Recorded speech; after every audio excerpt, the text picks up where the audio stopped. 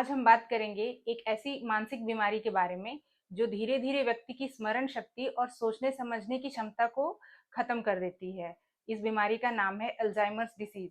तो आइए हम लोग जानते हैं डिटेल में अल्जाइमर के बारे में और क्या होम्योपैथी इसमें कोई सहायक भूमिका निभा सकती है। तो इसके बारे में भी डिटेल में हम जानेंगे आज की इस वीडियो में।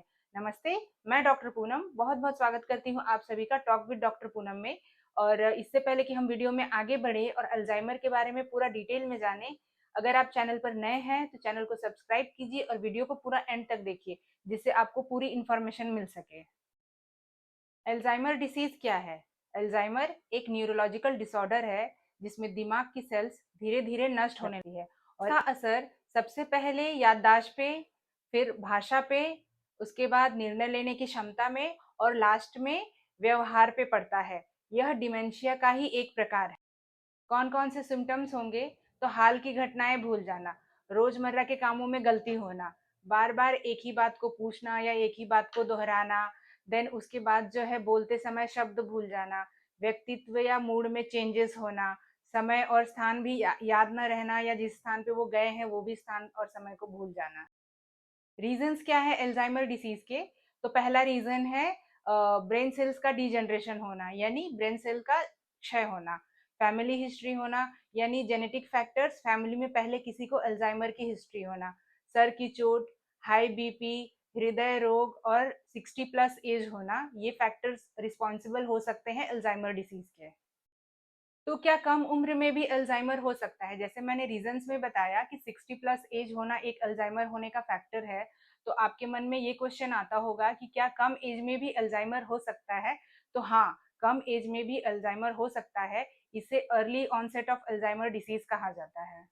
तो अगर किसी को 60 प्लस एज से पहले अगर अल्जाइमर के सिम्टम्स आते हैं तो इसे early onset of Alzheimer disease कहते हैं, जो काफी रेयर होता है लेकिन काफी तेजी से बढ़ने वाला होता है। कम उम्र में अल्जाइमर के क्या क्या कारण है? तो फर्स्ट है अनुवांशिक, यानी अगर फैमिली हिस्ट्री में पहले अल्जाइमर की हिस्ट्री है। देन नेक्स्ट है डाउन सिंड्रोम। फिर अगली कंडीशन है रेयर जीन म्यूटेशन। उसके अलावा हेड ट्रोमा या सर पे चोट लगी हो। देन अगर जो है डिप्रेशन या फिर न्यूरोलॉजिकल प्रॉब्लम है तो ऐसी कंडीशन में भी जो है कम एज में अल्जाइमर की प्रॉब्लम हो सकती है। सिम्टम्स कौन से होंगे यंग अडल्ट्स में अगर वो अल्जाइमर से परेशान है या उनको अल्जाइमर की समस्या है? तो पहली चीज पढ़ाई में ध्यान न लगना, नई बातें भूल जाना या न सीख पाना, रोजमर्रा के काम जो है भूल जाना, जैसे चाबी रखना, फोन रखना। देन अगली कंडीशन है कि उनके मूड स्विंग्स होते हैं, वो समय बात बात पे चिढ़ जाना या इरिटेट हो जाना, गलत डिसीजन लेना, भाषा या शब्दों की गड़बड़ी, अकेलापन या चिंता की भावना होना। तो ये सिम्टम्स के साथ में अक्सर ये सिम्टम्स जो है डिप्रेशन के जैसे लगते हैं, लेकिन इसको सही तरह से डिफ्रेंशिएट करना जरूरी है कि ये सिम्टम्स डिप्रेशन के हैं, स्ट्रेस के हैं या फिर पेशेंट को अल्जाइमर के सिम्टम्स है। इसीलिए सही समय पर सही डायग्नोसिस करना बहुत जरूरी है। जांच कौन कौन से होंगे? तो न्यूरोलॉजिकल जांच होगी, एमआरआई, सीटी स्कैन, सोचने समझने की क्षमता की जांच की जाएगी और कुछ केसेस में न्यूरोलॉजिकल मूल्यांकन भी किया जाता है। तो क्या ये पूरी तरह से ठीक हो सकता है? तो प्रेजेंट में इसका कोई स्थायी इलाज नहीं है, लेकिन समय पर जांच और इलाज से इसके इफेक्ट को धीमा किया जा सकता है।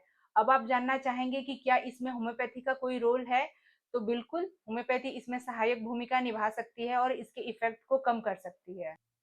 तो होम्योपैथी इसमें कैसे भूमिका निभाती है?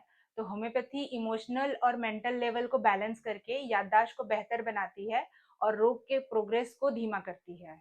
तो अब हम जानेंगे होम्योपैथिक मेडिसिन के बारे में जो अल्जाइमर की कंडीशन में हम यूज कर सकते हैं। तो इससे पहले कि जैसे मैंने अपने हर वीडियो में कहा है, किसी भी होम्योपैथिक मेडिसिन को लेने से पहले कंसल्टेंट होम्योपैथिक फिजिशियन की सलाह लें और उसके बाद ही मेडिसिन स्टार्ट करें। सेल्फ मेडिकेशन ना करें। पहली मेडिसिन है एनाकार्डियम, जिसमें एक ही बात को जो है बार बार भूलने की आदत होती है। तो ऐसी कंडीशन में हम जो है एनाकार्डियम नाम की मेडिसिन का यूज करेंगे। अगली मेडिसिन है कैनाबिस इंडिका, जिसमें जो है बात करते समय शब्द को जो है बार बार भूल जाते हैं, तो ऐसी कंडीशन में हम जो है कैनाबिस इंडिका नाम के मेडिसिन का यूज करेंगे। अगली मेडिसिन है कालीफॉस, जो ब्रेन सेल्स की मजबूती के लिए दिया जाता है। इसके अलावा नेक्स्ट मेडिसिन है ऑरम मेटालिकम, जिसका यूज करते हैं डिप्रेशन की कंडीशन में और बार बार भूलने की बीमारी में। इसके अलावा अगली मेडिसिन है फॉस्फोरिक एसिड, जिसका यूज किया जाता है मानसिक थकावट और सुस्ती की कंडीशन में। मेडिसिन के साथ में लाइफस्टाइल चेंजेस भी करने होंगे, जैसे सोने और जागने का समय एक हो, उसको फिक्स रखा जाए, फिजिकल एक्टिविटीज को बढ़ाया जाए, एक्सरसाइज किया जाए, स्ट्रेस को मैनेज किया जाए थ्रू योगा, मेडिटेशन और म्यूजिक की सहायता से, पौष्टिक खाना लिया जाए, पौष्टिक भोजन लिया जाए, और परिवार और सोसाइटी के साथ में जो है अपना व्यवहार बना के रखें, उनसे मिलना जुलना जारी रखें, जिससे जो है आप डिप्रेशन के शिकार ना हो और अपनी समस्या से जल्द छुटकारा।